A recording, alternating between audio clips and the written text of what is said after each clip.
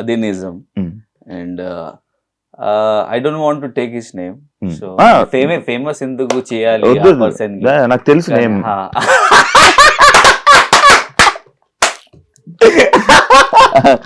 నాకు తెలుసు name. So disturbance create చేశారు. అండ్ ఇంకొకటి నైని దగ్గర నుంచి ఒక మిస్టేక్ చాలా ఉన్నాయి. సో నీతోనే డాన్స్ లో షీ లెఫ్ట్ మీ అండ్ వెళ్ళిపోయింది. సో అది నాకు నచ్చలేదు. సో ఆ కోసమే కొంచెం నాకు హర్ట్ అయింది. సో ఒకవేళ నాకు హర్ట్ అయితే I won't see that, not face, I don't want to talk to that person personally. అది నా ఫీలింగ్.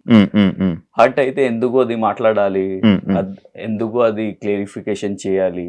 మీకు కూడా నీ పర్సెప్షన్ లో నేను రాంగ్ అవుతున్నా, means in your perception I will be wrong, in my perception you will be wrong. So it's better నా you stay away from me, I'll stay away from you. So అది నా mind set. And ఒక 2 persons మధ్యన ఇంకొక person వస్తే ఇలానే ఉంటది. అవునవును అవుతుంది.